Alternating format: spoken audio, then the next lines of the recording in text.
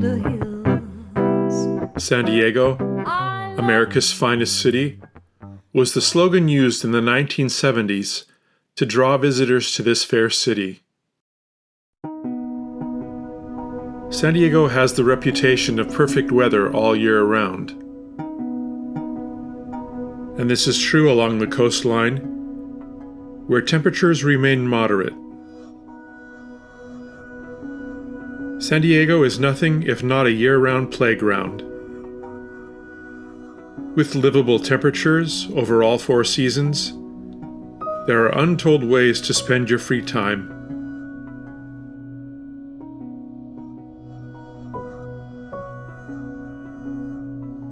Although most visitors know little about San Diego, beyond its fun-in-the-sun reputation, there are current concerns for locals about the city's infrastructure, budget woes, and the homeless population. House prices have skyrocketed, and affordability is an ongoing issue.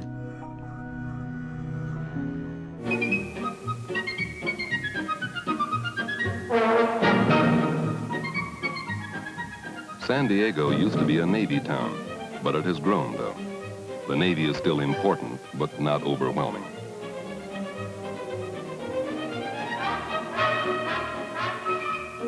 This is Southern California.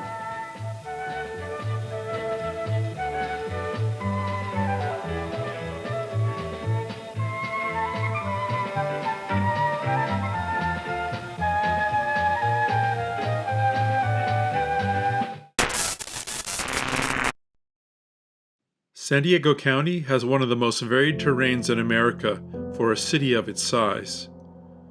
River valleys, canyons, and mesas divide the county into neighborhoods that interrupt what would be a sprawling suburbia.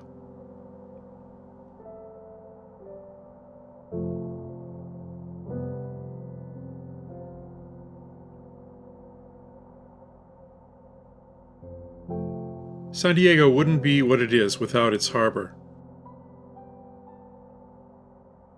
It's protected from the sea by the peninsula known as North Island, as well as Point Loma.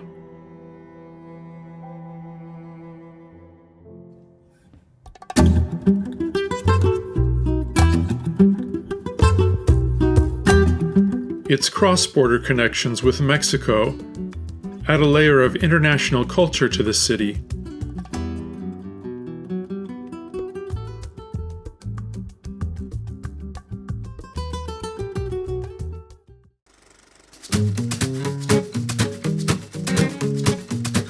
San Diego actually is a fairly old city.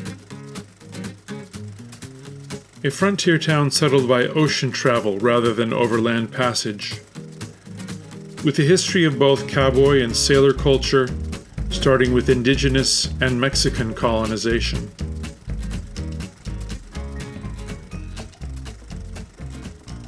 As much as possible, all the footage used in this video is of this city.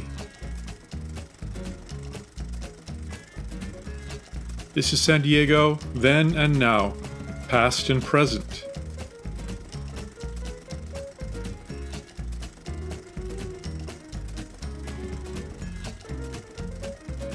Over the span of our experience of residing here, we have seen successful changes to the neighborhoods we live in. How much of our current appreciation for this city can be enhanced by knowing how it grew to be the San Diego we know today.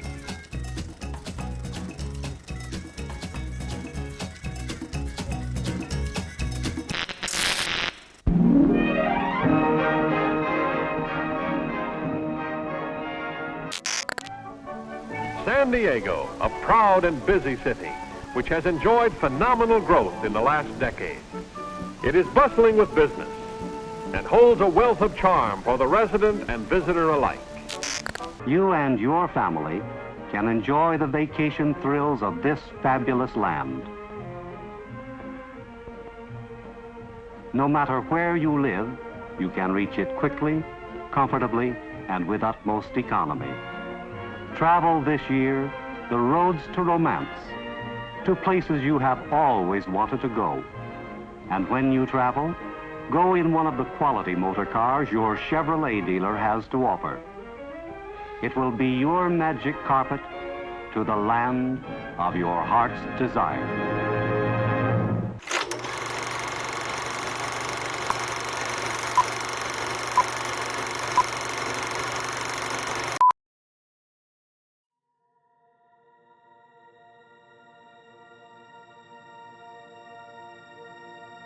Aho, hoiale. Onoa unkahia. Sanupolo, pois wotsekim. Olena tkokata kasa uyukta, unkiukta pinaha. Olena letsum setsunku. Oyunka holeta takuni sitsiktis. Anis wasteitsi lakte. Hoitsi oloanis Weizung kompikuleet Hokatake, which Hoitzake Sakoi. San Diego, in its beginnings, was a military town, and was one of the first places on the West Coast to colonize and defend against Europeans.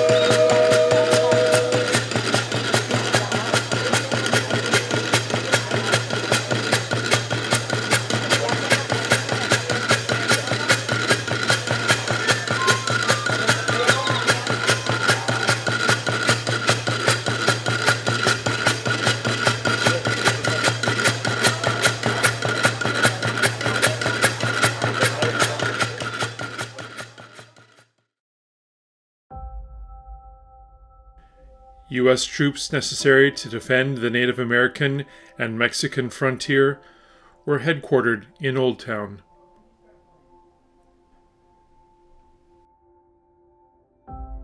The American flag was raised in Old Town in 1846.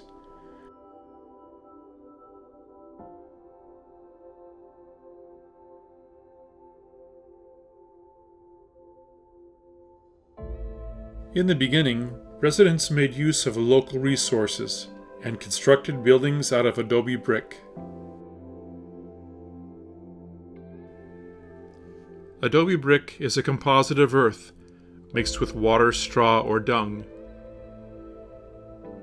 The soil composition often contains sand, silt, and clay.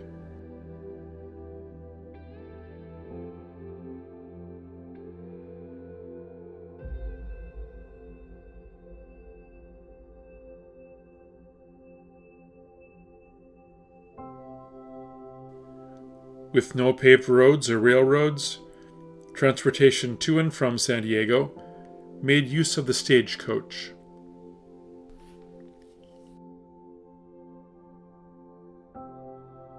Historically, the Native American population survived on fish, game, berries, and acorns. The Spanish and Mexican period featured ranches with thousands of cattle, whose hides were cured and exported to market on the East Coast.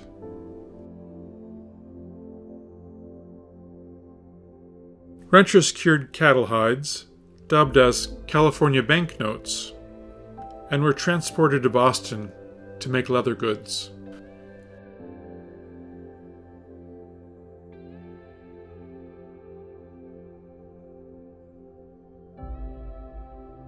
By 1858, the cowhide trade had collapsed and was replaced by hunting sea otters for their skins and the California gray whale.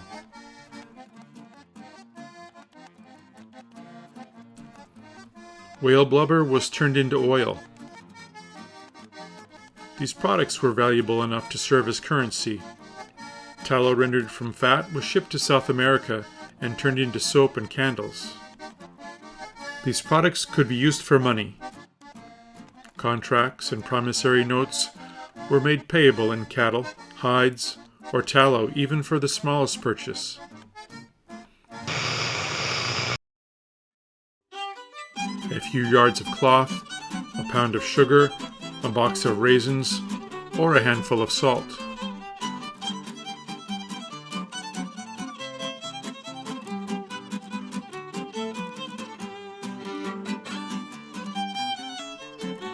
This was followed by tuna fishing.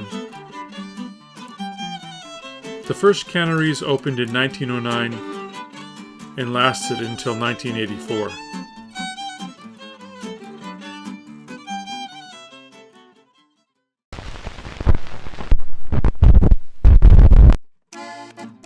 One of San Diego's developers, John Spreckles, invested much of his fortune to escape the hold Los Angeles had on San Diego's economic fortunes. He opened the Arizona Railway in 1919.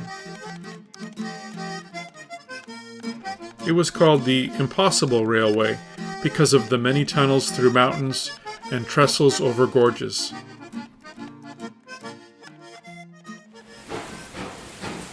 The first railway links to the east set off a real estate boom.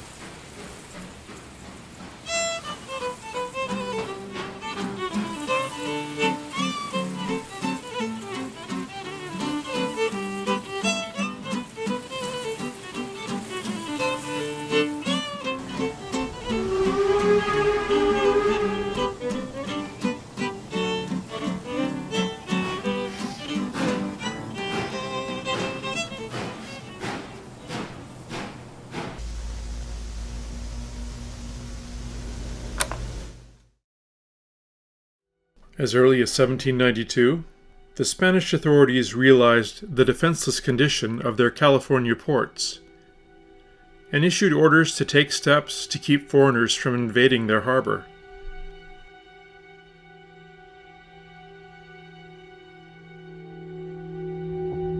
The government set aside the southern tip of Point Loma as a military reservation and built Fort Rosecrans. An adobe fort was built with 2 wings mounting 10 guns.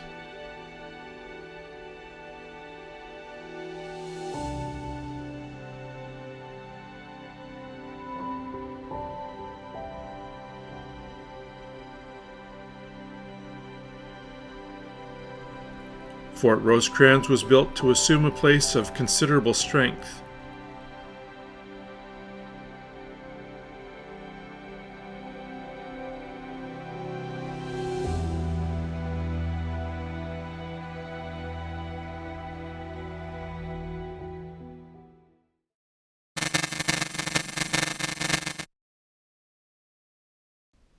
Cabrillo National Monument marks the site of the first European visits made to San Diego by 16th century explorers. Today, the 166-acre preserve is one of the most frequently visited national monuments. The Point Loma Lighthouse was first lit in 1855 and was visible from sea for 25 miles.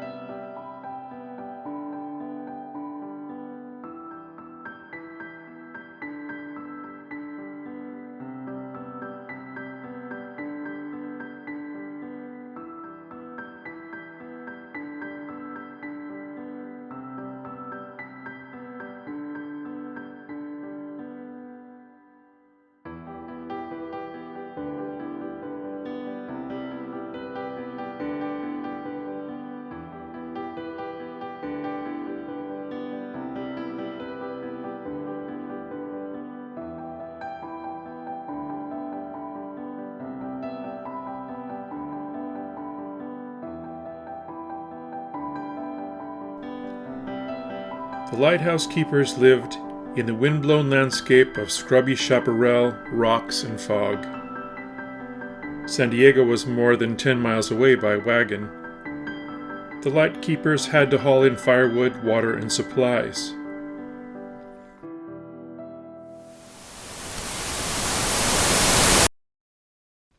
The lighthouse bore its light for 36 years. Unfortunately, it was too high above the cliffs to guide navigators trapped in the thick fog.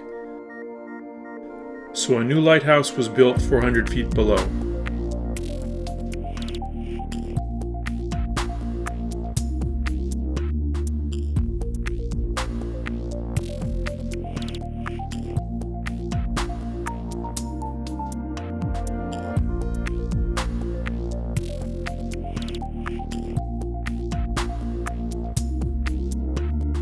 Not far from the new lighthouse are the tide pools.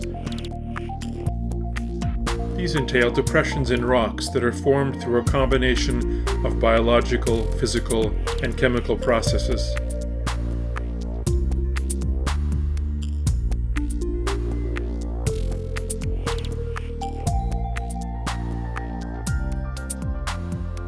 Tide pools need a rocky coastline to form.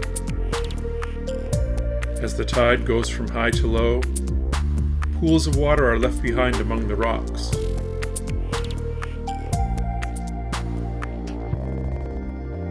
As the water moves away from the shoreline at low tide, water and sea life are trapped in these tide pools.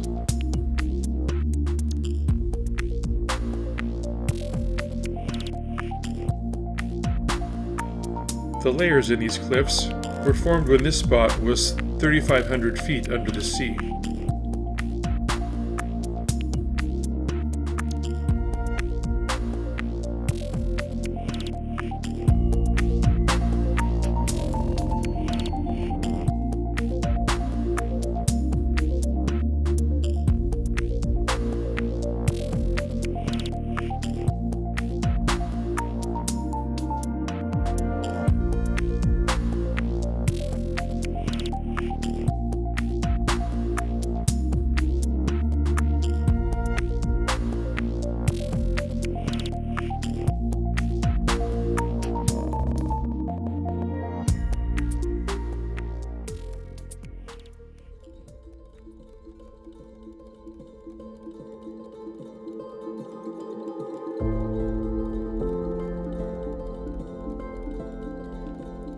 Point Loma protects the San Diego Bay from the Pacific's tides and waves. Here you'll find sandy beaches, private marinas, and prominent military installations. Nestled between Coronado and Point Loma, Harbor Island and Shelter Island owe their existence to the dredging of the bay. They were originally only sandbanks, visible only at low tide. They were built up into dry land using materials dredged from the bay in 1934. Its maritime roots are evident, from its long-time ties to the U.S. Navy to its bustling sports fishing and sailing marinas. The islands harbor thousands of small boats, as well as several restaurants and high-rise hotels.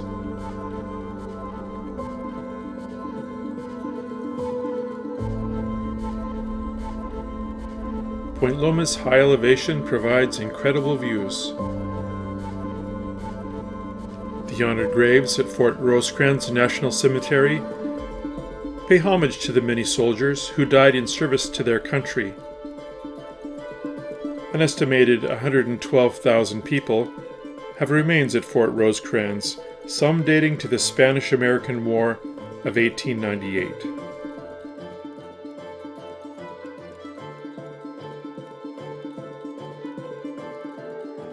It is a resting place for many heroes, old and new.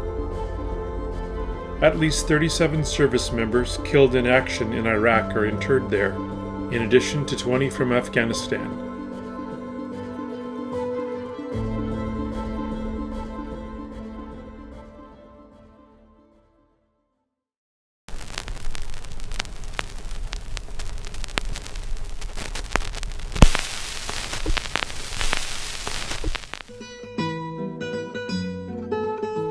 San Diego's Spanish and Mexican roots are most evident in Old Town and Presidio Park, where visitors can get a taste of settlement life from Spanish and Mexican rule before the days of U.S. statehood.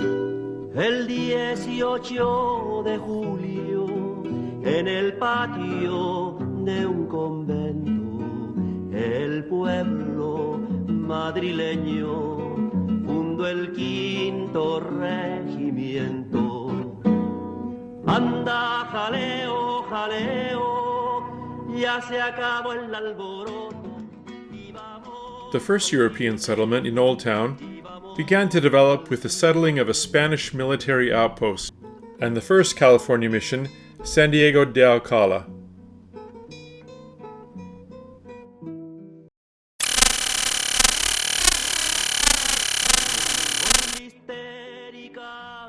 When the first California mission was started in 1769, it was planned to sit on the hilltop above Old Town.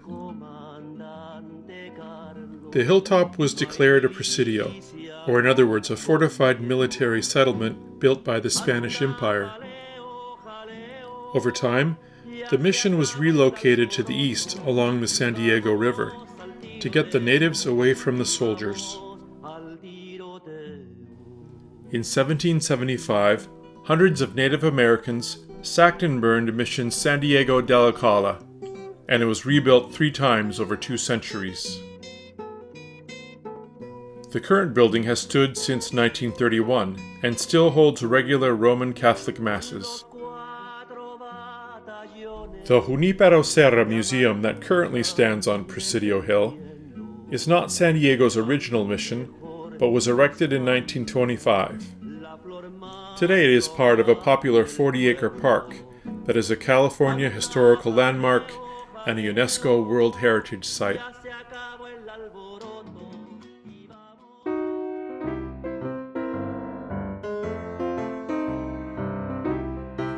As Old Town was growing in size, another settlement started called New Town, in the area known today as Downtown, and it soon became the center in what was to become San Diego as we know it today.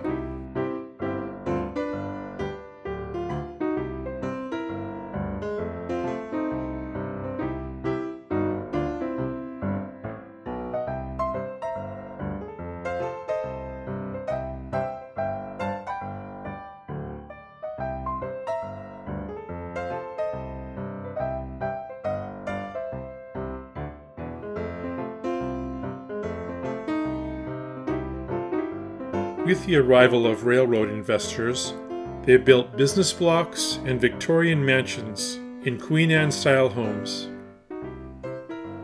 The developers also built homes in the Mission Revival style, Craftsman, and Prairie style homes.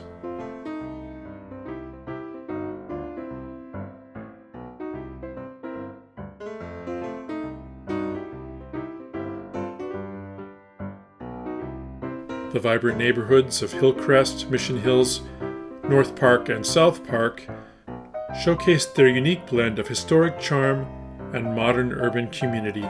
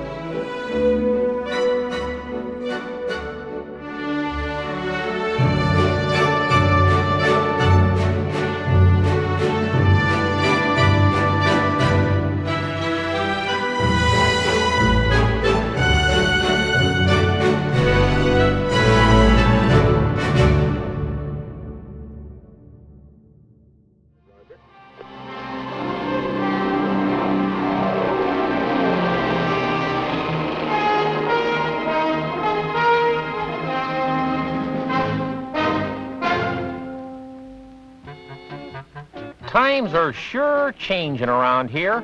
Progress. That's what they call it. Huh. Pretty soon, this won't be a fit place for anything except airplanes and people. The history of aviation took off here in San Diego. John Joseph Montgomery successfully flew the first plane over San Diego 20 years before the Wright brothers got off the ground. The nation's first pilot license was given to Glenn Hammond Curtis, who contracted with the Navy to prove that airplanes could launch and land on ships aboard at sea.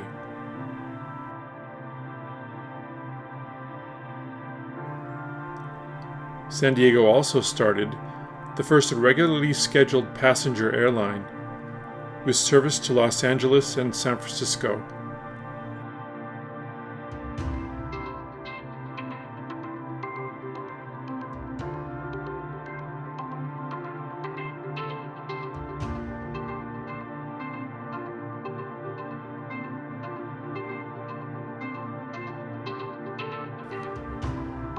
Pacific Southwest Airlines established its headquarters in San Diego and started service at Lindbergh Field in 1949.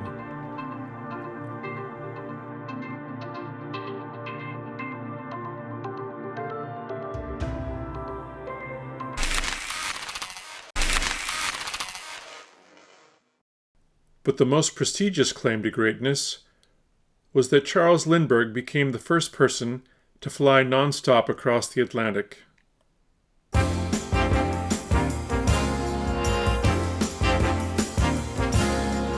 Would you like to ride in my beautiful balloon?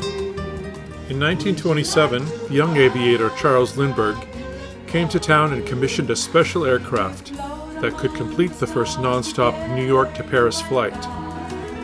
For we can fly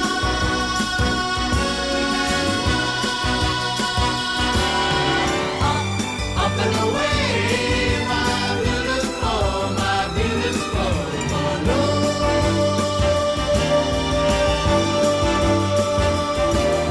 The world's a nicer place in my beautiful balloon. It wears a nicer face in my beautiful balloon. We can sing a song and sail along the silver sky. Or we can fly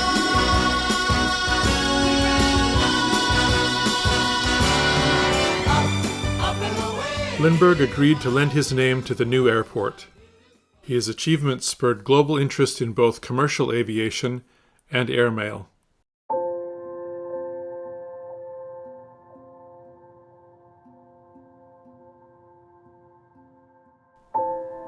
The section of the bay where planes were tested eventually became North Island Naval Air Station.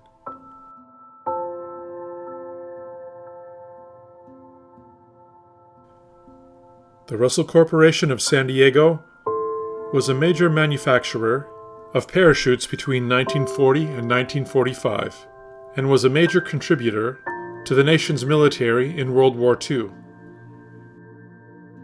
Following World War I, San Diego was achieving the reputation as the air capital of the West.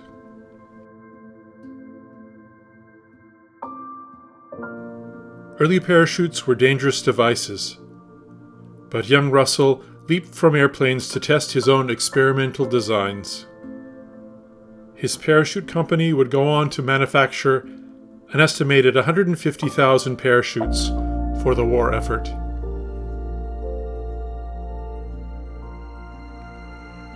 San Diego International Airport is the busiest single-runway airport in the world.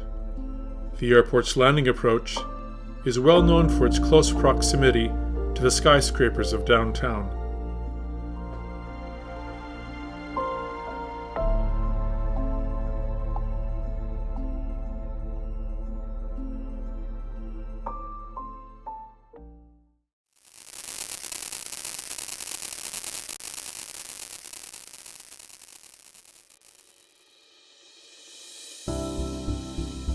The San Diego Electric Railway was established by land developer John Spreckels in 1892.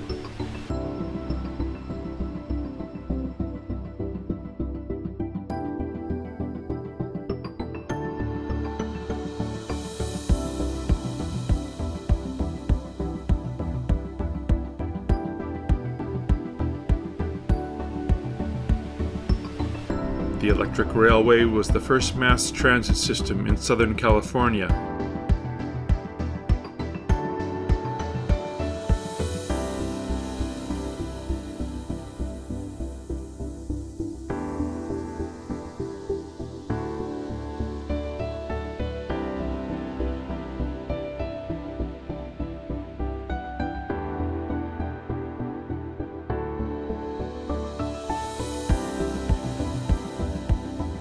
The railroad's original network consisted of 5 routes.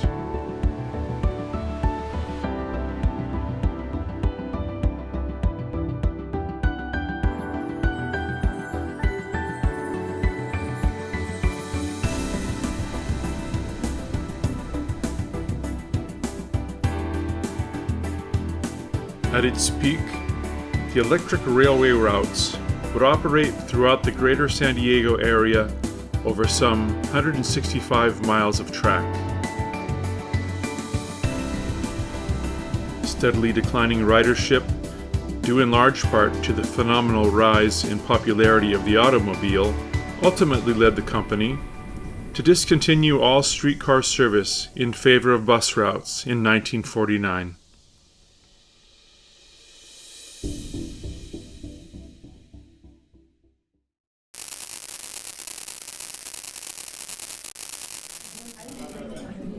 In 1919, Prohibition made Tijuana a boomtown as thousands of Americans crossed the border to drink and gamble at the racetrack.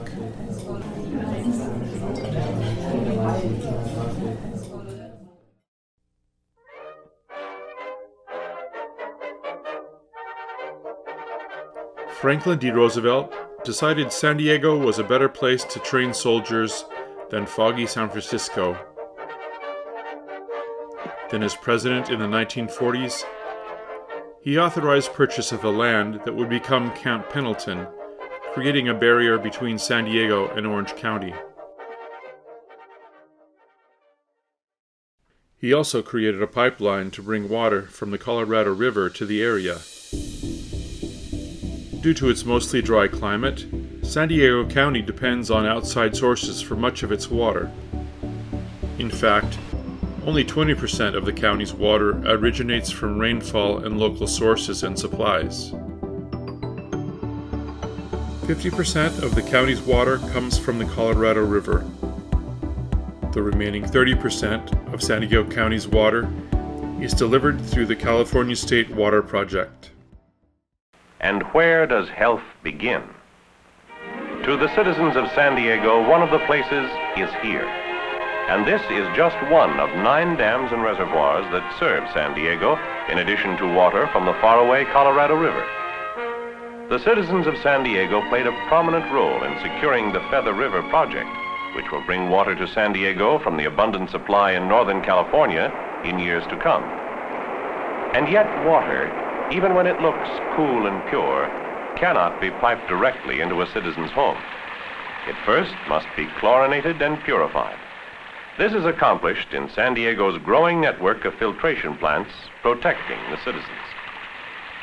Each day, more than 75 million gallons of pure water are supplied to the city through these facilities. With San Diego rainfall so slight and the ever-increasing need for water, scientific advancements have been called upon for saline water conversion. Your television set. Do not attempt to adjust the picture. We are controlling transmission. If we wish to make it louder, we will bring up the volume. If we wish to make it softer, we will tune it to a whisper. We can change the focus to a soft blur or sharpen it to crystal clarity. For the next hour, sit quietly and we will control all that you see and hear. We repeat, there is nothing wrong with your television set. You are about to participate in a great adventure. You are about to experience the awe and mystery which reaches from the inner mind to outer space. Please stand by.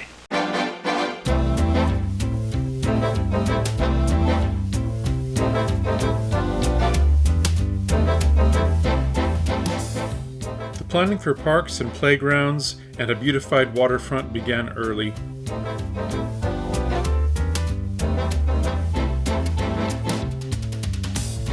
The Cabrillo Bridge is one of several access routes to the cluster of museums located at the historic El Prado complex.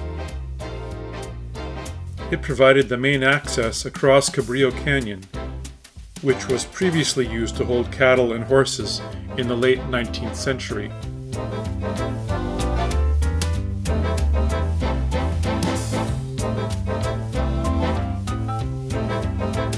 Beneath at the base of the bridge, there used to be a small lake, but it was eventually removed when the southernmost portion of the 163 highway running through Balboa Park began construction in 1942 and opened in 1948.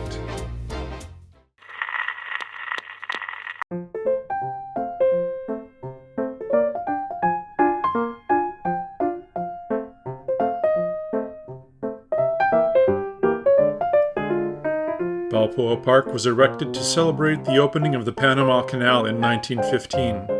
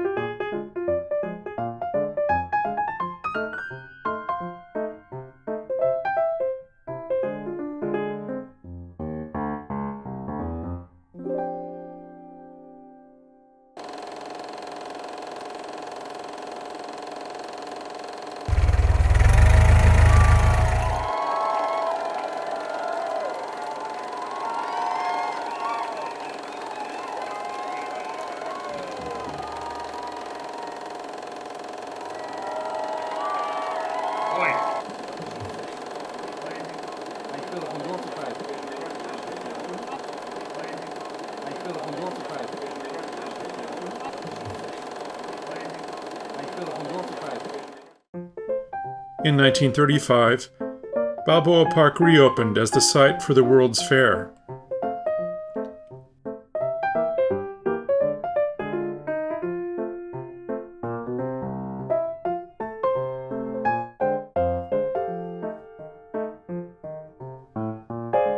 The buildings from the California Pacific International Exposition were later repurposed for museums, botanical gardens, lawns, and the zoo.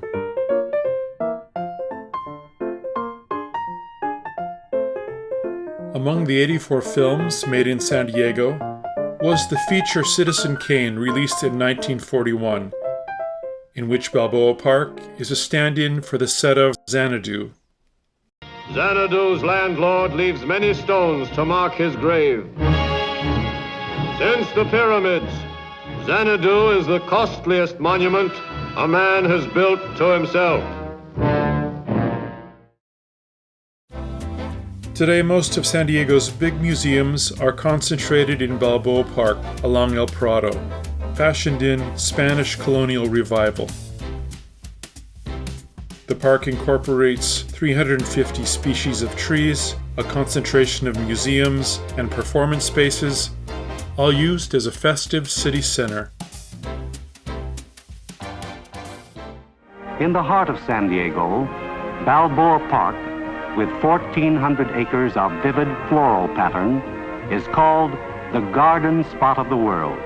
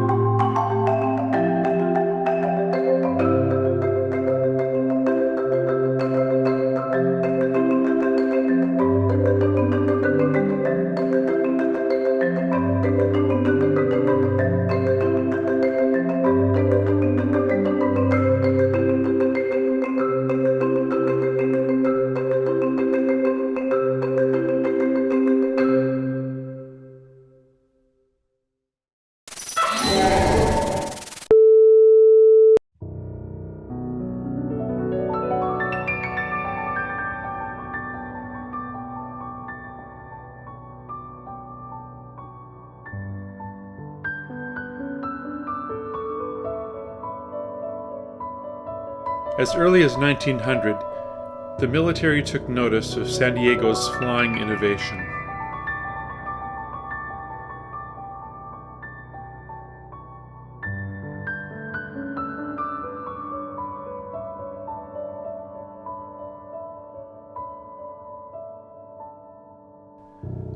San Diego, instead of becoming an industrial center, became a naval center.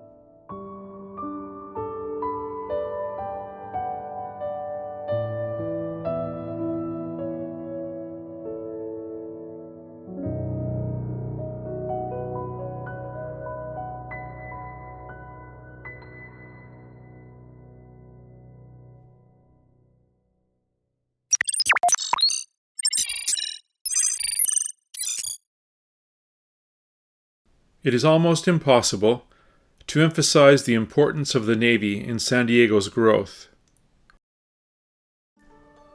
It dwarfed every other industry from the 1920s to the 1950s, and it was largely responsible for aviation and defense industries.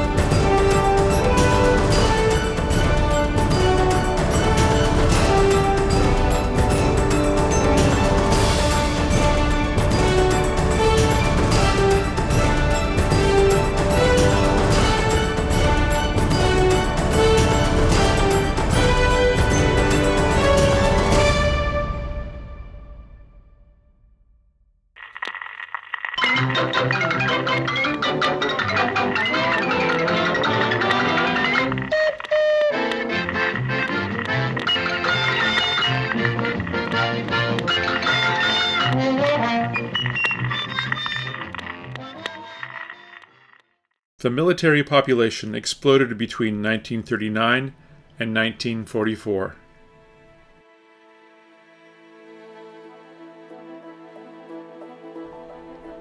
The Navy was spending millions of dollars per year on their bases and housing projects. Homes were built for 3,000 families by the government on nearby mesas. Sailors packed buses and trolleys in dance halls.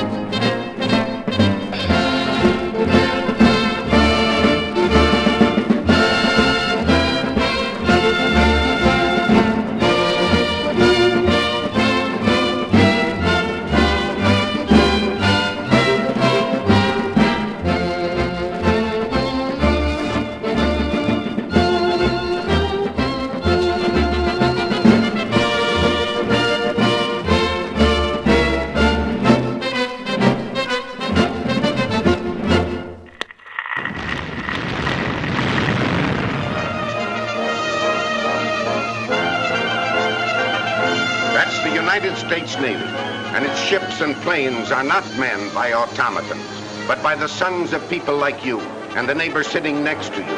And we thought you'd like to know how they're doing and what they're doing. They're doing all right. So here's to them, every Tom, Dick, and Harry of them.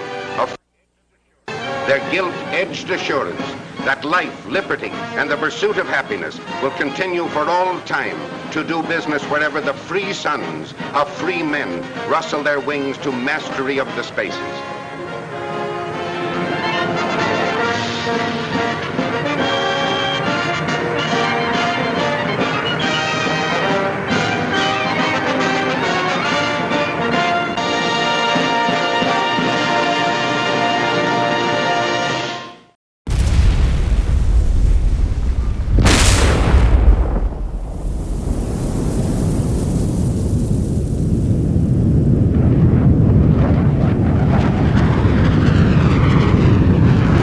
December 7th, 1941, a date which will live in infamy. The United States of America was suddenly and deliberately attacked by naval and air forces of the Empire of Japan.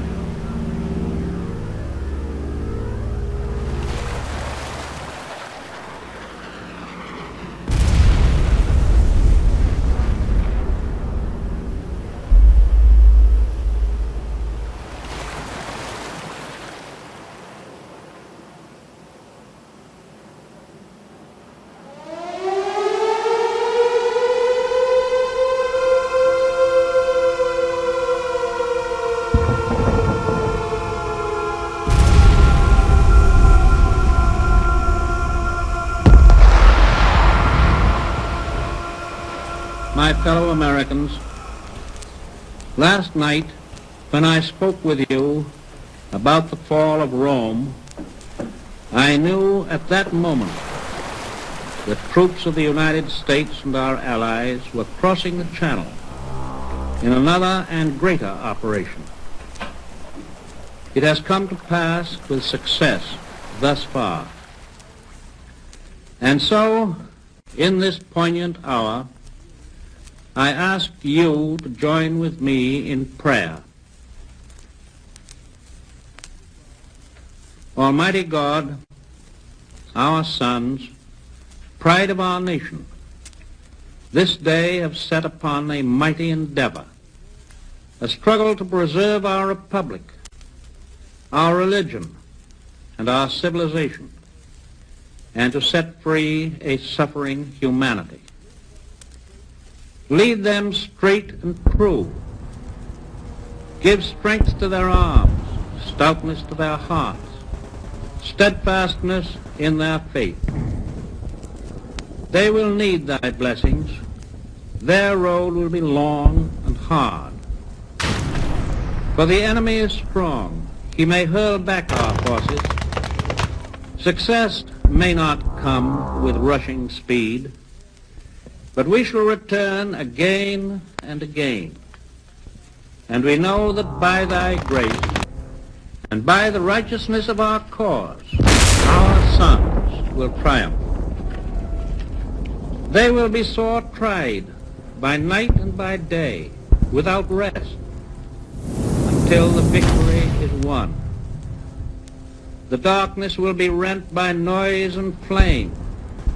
Men's souls will be shaken with the violences of war. For these men are lately drawn from the ways of peace. They fight not for the lust of blood.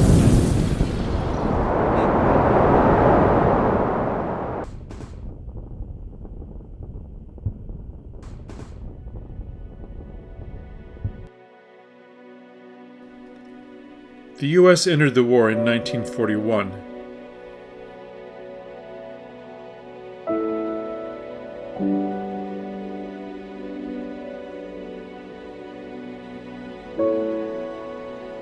It wasn't just military production that expanded during World War II. Business and banking increased. Agriculture continued to be important, from avocados, citrus, tomatoes, and celery. Tuna, a Depression staple, became a World War II staple.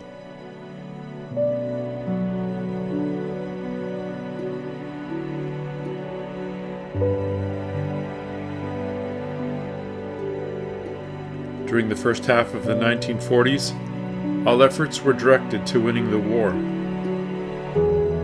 Gas rationing and recycling, victory gardens, and long work hours squeezed out the consumer economy.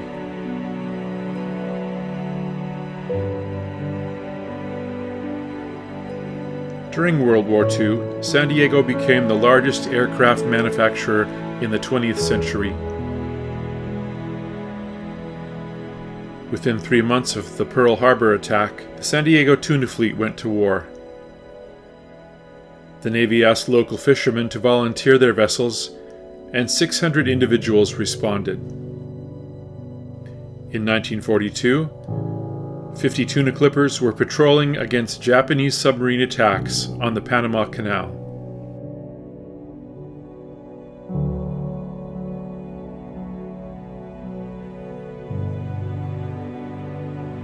During this period, construction resumed in 6 San Diego shipyards.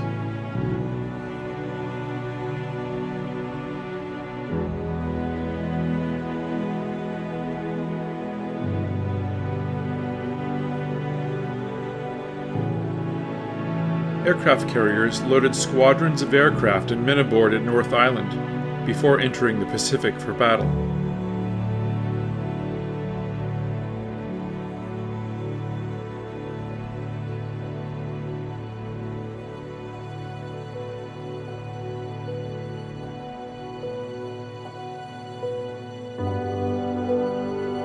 In their absence, replacement aircraft continually arrived, and new pilots were trained day and night, 7 days a week, to replace those lost in battle. Keep your eyes open and film in your camera, our editor ordered, but our sailmates get other orders. Field day, which means clean ship for captain's inspection. The first duty after leaving port. Washing and scrubbing from bow to stern. Then a once-over with the holy stones for a finish.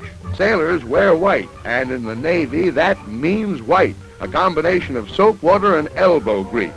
But all those odors from the galley. Sugared life rings, donuts to you landlubbers. No salt pork in this mess. The finest food is none too good for these defenders of the sea.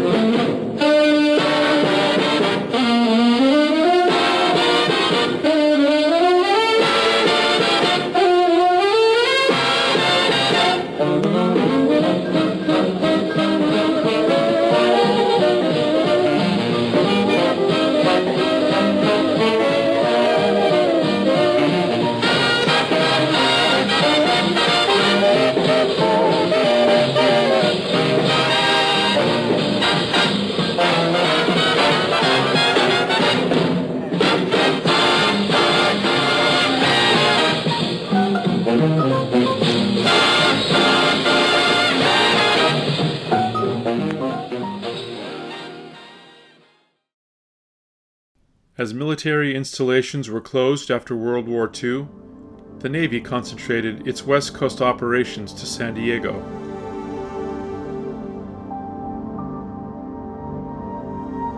During the Cold War, the area became a major training center for the Pacific Fleet. Although most of this unit, the 413th Infantry, will go to the Pacific after further training in America, they will first get furloughs home.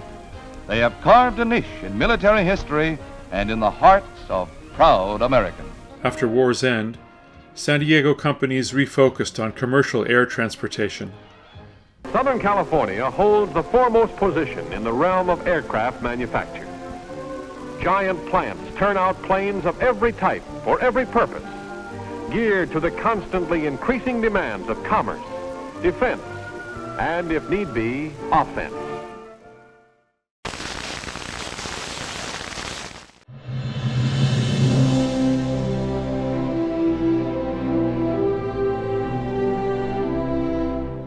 With more than 95,000 military personnel in San Diego, the Navy was the largest single employer in the region.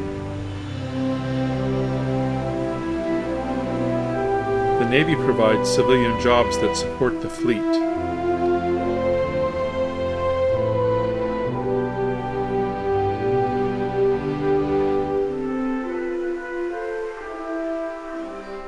Today, San Diego is host to 35 aircraft squadrons, with 400 aircraft, 48 surface ships with guided missiles, destroyers, frigates, and amphibious ships, as well as 7 submarines.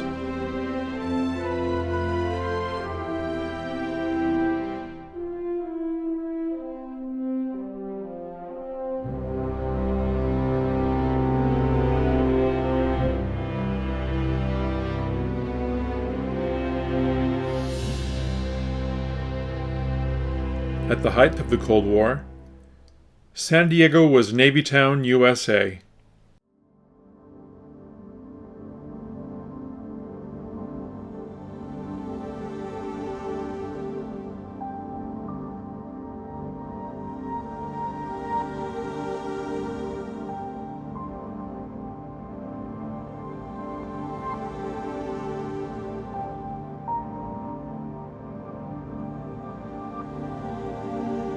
Its bases sprawled across the county, Its research labs and training centers employed thousands.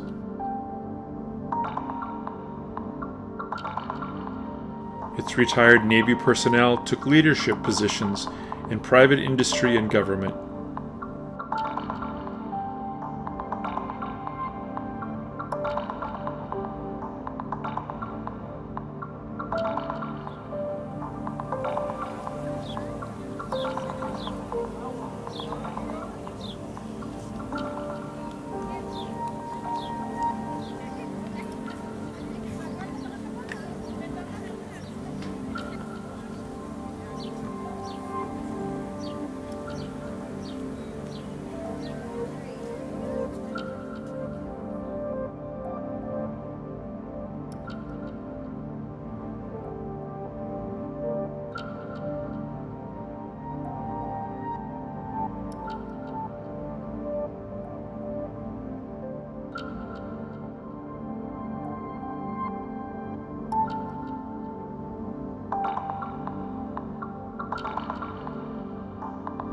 San Diego became a nuclear submarine outpost and a prime training site for SEALs and amphibious assault teams.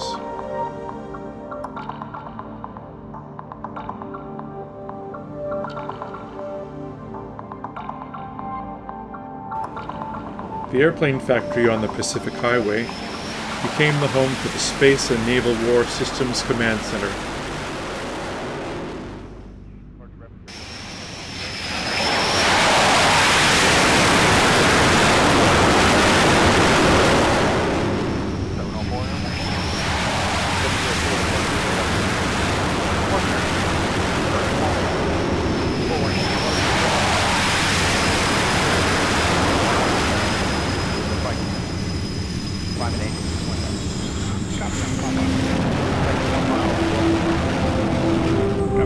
Visual that traffic. Kilo on top.